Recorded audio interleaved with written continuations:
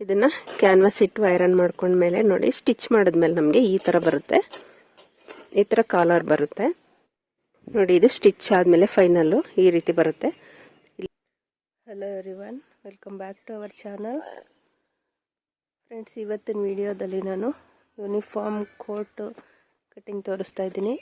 ಅಂದರೆ uniform ಕೋಟ್ಗೆ collar ಇಟ್ಟು ಯಾವ ರೀತಿ ಕಟ್ ಮಾಡಬೇಕು ತೋರಿಸಿ ಅಂತ ತುಂಬ ಜನ ಕಮೆಂಟ್ ಮಾಡಿದರು. ಅದಕ್ಕೋಸ್ಕರ ಇವತ್ತು ನಾನು ಕೋಟ್ಗೆ ಕಾಲರ್ನ ಇಟ್ಟು ಹೊಲಿಯೋದಕ್ಕೆ ಯಾವ ರೀತಿ ಕಟ್ಟಿಂಗ್ ಮಾಡಬೇಕು ಅನ್ನೋದನ್ನು ಈ ವಿಡಿಯೋದಲ್ಲಿ ತೋರಿಸ್ತಾ ಇದ್ದೀನಿ. ಬನ್ನಿ ವಿಡಿಯೋ ನೋಡೋಣ. ಅದಕ್ಕೂ ಮುಂಚೆ ನೀವೇನಾದರೂ ನನ್ನ ಚಾನಲ್ನ ಹೊಸದಾಗಿ ನೋಡ್ತಾ ಇರೋ ದಯವಿಟ್ಟು ಸಬ್ಸ್ಕ್ರೈಬ್ ಮಾಡ್ಕೊಳ್ಳಿ.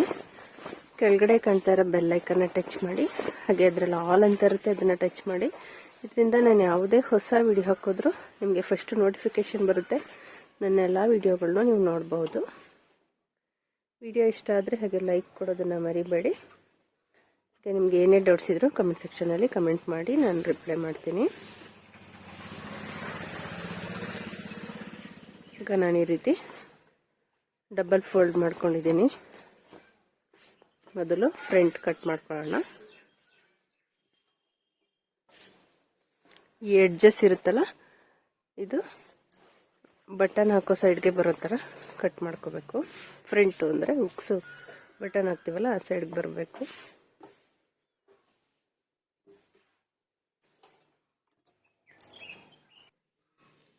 ಮೊದಲು ನಾನು ಕೋಟ್ ಪೂರ್ತಿ ಲೆಂತ್ ಎಷ್ಟಿದೆ ಅದಕ್ಕೆ 2 ಇಂಚು ಆ್ಯಡ್ ಮಾಡ್ಕೊತೀನಿ. ಕೋಟ್ ಪೂರ್ತಿ ಲೆಂತ್ 20 ಇಂಚಿದೆ, ನಾನು 2 ಇಂಚ್ ಆ್ಯಡ್ ಮಾಡ್ಕೋಬೇಕು. ಮೇಲ್ಗಡೆ ಸ್ಟ್ರೈಟಾಗಿ ಅಂದರೆ ಬಟ್ಟೆ ಸ್ಟ್ರೈಟಾಗಿ ಬರೋ ಥರ ಒಂದು ಲೈನ್ ಹಾಕ್ಕೊತಾ ಇದ್ದೀನಿ.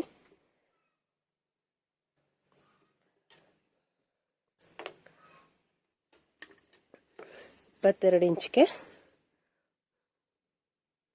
ಮಾರ್ಕ್ ಹಾಕೊಂಡಿದ್ದೀನಿ. 22 ಇಂಚ್ಗೆ ಮಾರ್ಕ್ ಹಾಕಿ ಕೆಳಗಡೆ ಒಂದು ಲೈನ್ ಹಾಕೊಳ್ಳಿ.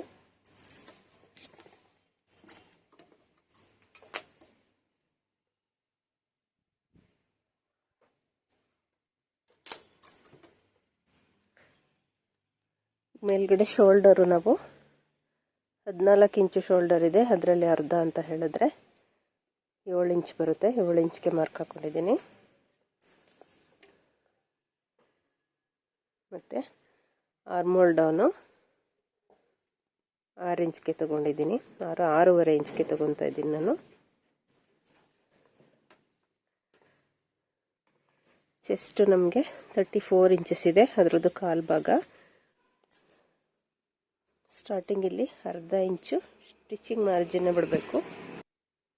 ಇವಾಗ ಚೆಸ್ಟ್ ಕಾಲು ಭಾಗ 8.5 ಪ್ಲಸ್ ಅರ್ಧ ಇಂಚು ಲೂಸ್ಗೆ ತಗೊಳ್ಳಿ, 9 ಇಂಚು.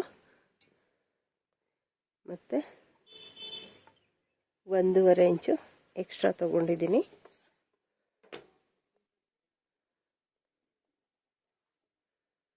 ಇಲ್ಲೊಂದು ಲೈನ್ ಹಾಕ್ಕೊಂಡಿದ್ದೀನಿ.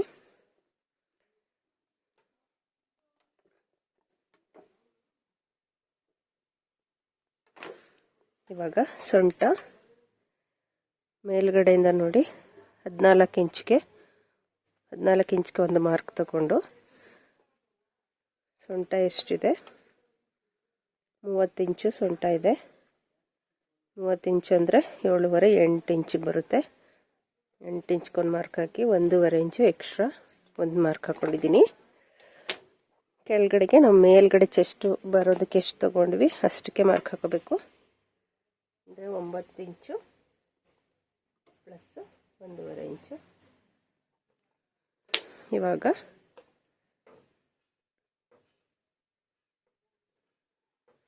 ಈ ರೀತಿ ಮಾರ್ಕ್ ಹಾಕೊಳ್ಳಿ.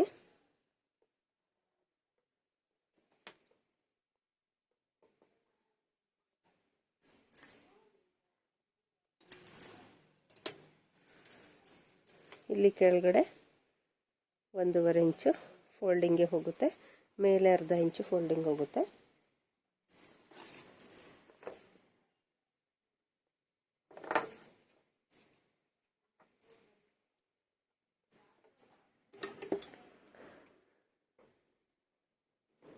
ಅರ್ಧ ಇಂಚು ಫೋಲ್ಡಿಂಗ್ ತಗೊಂಡಿದ್ದೀನಿ. ಇವಾಗ ನಾನು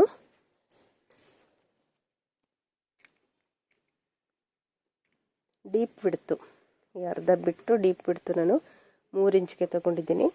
ಅಂದರೆ ನಾವು ಯೂನಿಫಾರ್ಮು ಟಾಪ್ ಕಟ್ ಮಾಡುವಾಗೆಲ್ಲವ 2.5 ಇಂಚ್ಗೆ ಕಟ್ ಮಾಡಿರ್ತೀವಿ. ಇದು ಸ್ವಲ್ಪ ಕೋಟು ಒಂದು ಅರ್ಧ ಇಂಚು ಅಗಲ ಜಾಸ್ತಿ ತಗೋಬೇಕು, ಅದಕ್ಕೆ 3 ಇಂಚ್ಗೆ ತೊಗೊಂಡಿದ್ದೀನಿ. ಮತ್ತು ಲೆಂತ್ ನಾನು 4 ಇಂಚ್ಗೆ ತೊಗೊಂಡಿದ್ದೀನಿ, 4 ಅಥವಾ 5 ಇಂಚು. ಇದು ನಾವು ಕಾಲರ್ ಅಟ್ಯಾಚ್ ಮಾಡೋದ್ರಿಂದ 4.5 ಇಂಚ್ಗೆ ಮಾರ್ಕ್ ಹಾಕೊತೀನಿ.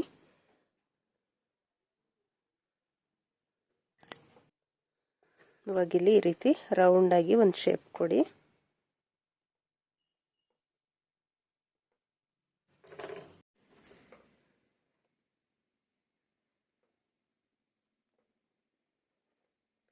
ನೀವು ಪಟ್ಟಿ ಇದರಲ್ಲೇ ಬೇಕಿದ್ರೆ ಬಿಟ್ಕೊಂಡು ಸ್ಟಿಚ್ ಮಾಡ್ಬೋದು, ಎಕ್ಸ್ಟ್ರಾ ಅಟ್ಯಾಚ್ ಮಾಡ್ತೀನಿ ಅಂದರೂ ಮಾಡ್ಕೋಬೋದು.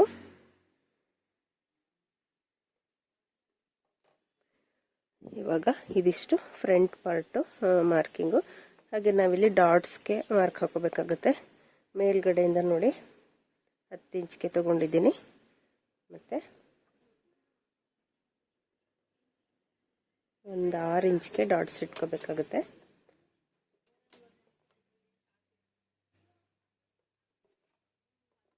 ಅರ್ಧ ಇಂಚು ಪೂರ್ತಿ 1 ಇಂಚ್ಗೆ ಒಂದು ಡಾಟ್ಸ್ ಹಿಡಿಬೇಕಷ್ಟೆ. ಈ ಥರ ಡಾಟ್ಸ್ ಇಟ್ಕೊಳ್ಳಿ. ಮತ್ತು ಇಲ್ಲಿ ನೆಕ್ಕು ಕ್ರಾಸಾಗಿ ಅರ್ಧ ಇಂಚ್ಗೆ ಒಂದು ಮಾರ್ಕ್ ಹಾಕ್ಕೊಂಡು ಕ್ರಾಸಾಗಿ ಕಟ್ ಮಾಡ್ಕೋಬೇಕು.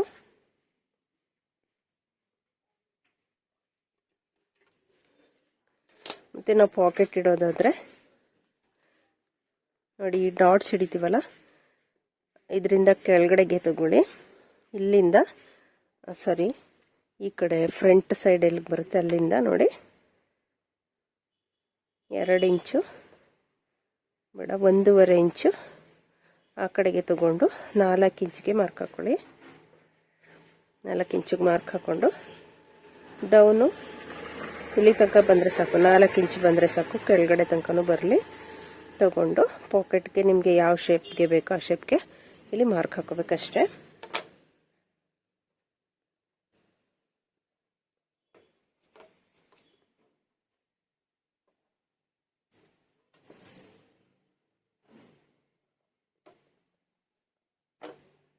ನೀವು ಶೇಪ್ ಆದರೂ ಕೊಡಿ, ಇಲ್ಲ ಸ್ಟ್ರೈಟ್ ಆದರೂ ಹಾಕ್ಕೊಳ್ಳಿ. ಪಾಕೆಟ್ನ ಸ್ವಲ್ಪ ಈ ರೀತಿ ಶೇಪ್ ಕೊಟ್ಟರೆ ಚೆನ್ನಾಗಿ ಕಾಣಿಸುತ್ತೆ. ಇದಿಷ್ಟು ಕಾಲರ್ ಇಟ್ಟು ಕೋಟ್ ಕಟ್ ಮಾಡೋದಕ್ಕೆ ಫ್ರಂಟ್ ಕಟ್ಟಿಂಗ್ ಇದು. ಕಟ್ ಮಾಡ್ಕೊಳ್ಳೋಣ ಇವಾಗ. ಈ ಡಾಟ್ಸ್ ಹಿಡಿಯೋದು ಶೋಲ್ಡರ್ ಸೆಂಟರ್ಗೆ ಇರಲಿಲ್ಲ, ಸ್ವಲ್ಪ ಆಚೆ ಆಗಿತ್ತು, ಅದಕ್ಕೆ ನಾನು ಸ್ವಲ್ಪ ಈಚೆ ಕಡೆಗೆ ತಗೊಂಡು ಮಾರ್ಕ್ ಹಾಕೊಂಡಿದ್ದೀನಿ. ಅದನ್ನು ಮತ್ತೆ ವಿಡಿಯೋ ಮಾಡಿಲ್ಲ ಅಷ್ಟೇ. ಇವಾಗ ಕಟ್ ಮಾಡ್ಕೊಳ್ಳೋಣ.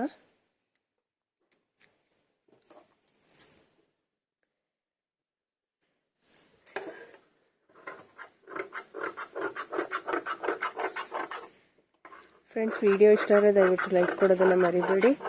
ಹಾಗೆ ನಿಮ್ಮ ಫ್ರೆಂಡ್ಸು ಫ್ಯಾಮಿಲಿ ಮೆಂಬರ್ಸ್ಗೂ ಕೂಡ ವಿಡಿಯೋನ ಶೇರ್ ಮಾಡಿ. ದಯವಿಟ್ಟು ಲೈಕ್ ಕೊಡಿ ಫ್ರೆಂಡ್ಸ್. ನೀವು ಲೈಕ್ ಕೊಟ್ಟರೆ ನಮಗೂ ಒಂದು ಪ್ರೋತ್ಸಾಹ ಸಿಗುತ್ತೆ, ಮತ್ತು ಇನ್ನೂ ಒಂದು ಒಳ್ಳೆ ವಿಡಿಯೋ ಹಾಕೋದಕ್ಕೆ ಜನ ನೋಡ್ತಾರೆ, ನಮ್ಮ ವಿಡಿಯೋಗಳನ್ನ ಇಷ್ಟಪಡ್ತಾ ಇದ್ದಾರೆ ಅಂತ ನಮಗೂ ಅನಿಸಿದ್ರೆ ಅಲ್ವಾ ನಾವು ನೆಕ್ಸ್ಟು ಇನ್ನೂ ಒಳ್ಳೆ ವಿಡಿಯೋಗಳನ್ನ ಹಾಕೋದಕ್ಕೆ ಅವಕಾಶ ಆಗೋದು. ನೋಡಿ, ಇಲ್ಲಿ ಆರ್ಮೋಲ್ಗೆ ಒಂದು ಸಿಂಪಲ್ಲಾಗಿ ಶೇಪ್ ಹಾಕ್ಕೊಂಡಿದ್ದೀನಿ.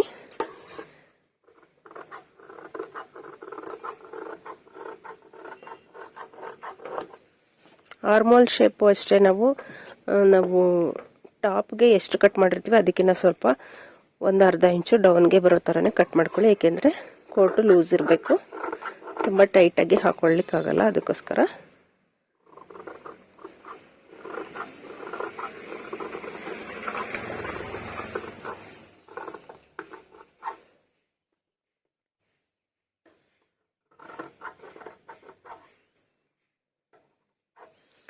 ಇದು ಫೋಲ್ಡ್ ಮಾಡೋದಕ್ಕೋಸ್ಕರ ಇಲ್ಲಿ ಮೇಲ್ಗಡೆ ಎಕ್ಸ್ಟ್ರಾ ಬಿಡಬೇಕು.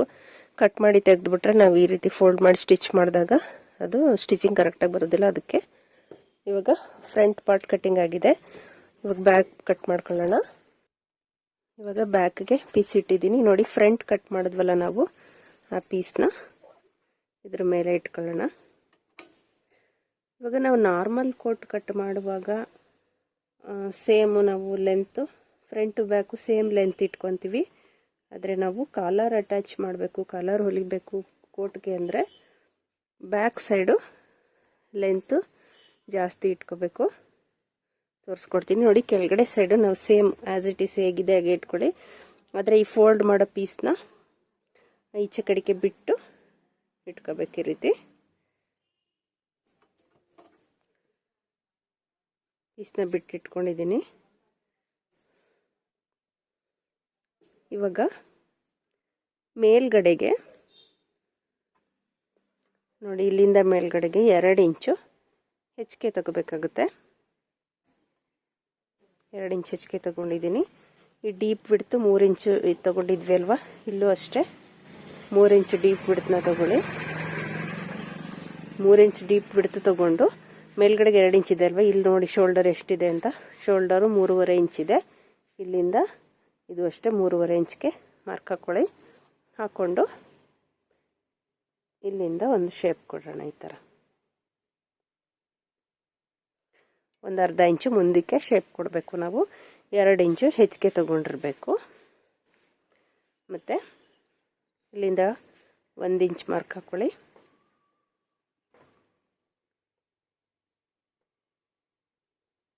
ಒಂದು ಇಂಚ್ ಮಾರ್ಕ್ ಹಾಕಿ ಶೇಪ್ ಕೊಡಬೇಕು. ಹೇಗಿದೆ ಶೇಪ್ ಕೊಟ್ಟು ಕಾಣಿಸ್ತಾ ಇಲ್ಲ ಅನ್ಸುತ್ತೆ. ನೋಡಿ, ಇವಾಗ 1 ಇಂಚ್ ಮಾರ್ಕ್ ಹಾಕಿ ಶೇಪ್ ಕೊಟ್ಟಿದ್ದೀನಿ. ಮತ್ತು ಇಲ್ಲಿ ಎಷ್ಟಿತ್ತು ಅಷ್ಟು ತಗೊಂಡಿದ್ದೀನಿ. ಇವಾಗ ನಾನು ಬ್ಯಾಕ್ ಕಟ್ ಮಾಡ್ಕೊತೀನಿ.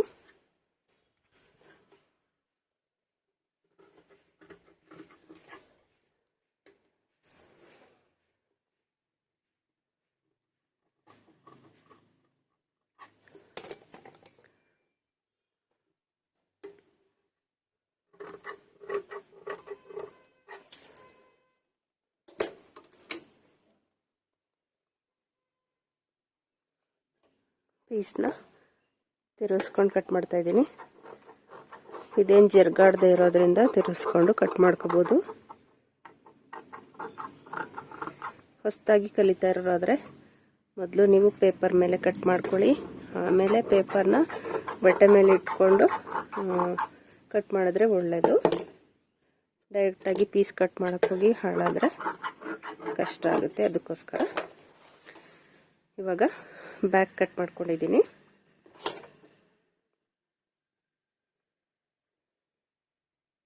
ನಾವು ಕಾಲರ್ ಅಟ್ಯಾಚ್ ಮಾಡಿದಾಗ ನೋಡಿ, ಈ ಪೀಸ್ ಸ್ವಲ್ಪ ಈ ಥರ ಬರುತ್ತೆ.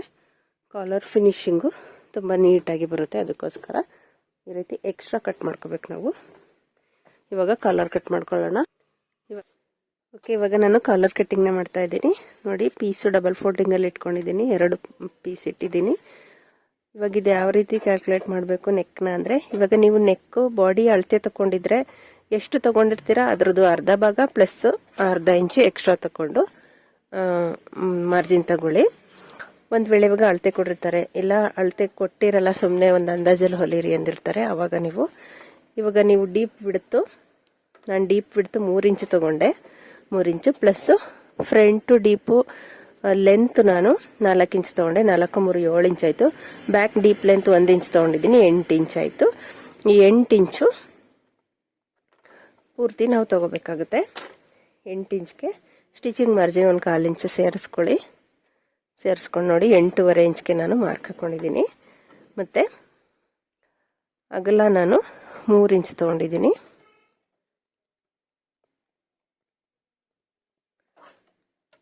ಇದು ಸ್ಟ್ರೈಟಾಗಿ ಲೈನ್ ಹಾಕೊಳ್ಳಿ.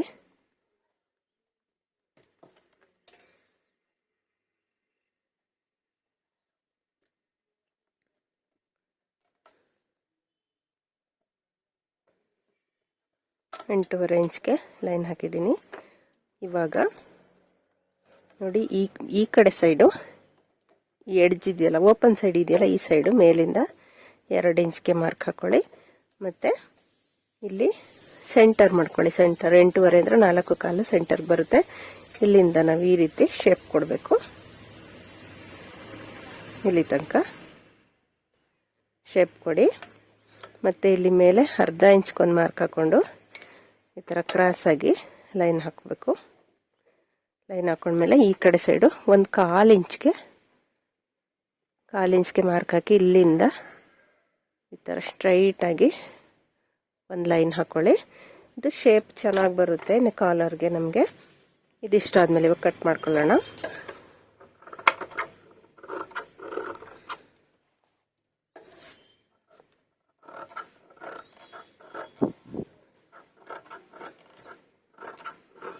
ನೀವು ಬಟ್ಟೆ ಜರಗದೆ ಇರೋ ಥರ ಗುಂಡ್ಪಿನ್ನು ಏನಾದರೂ ಬೇಕಾದ್ರೆ ಹಾಕೋಬೋದು.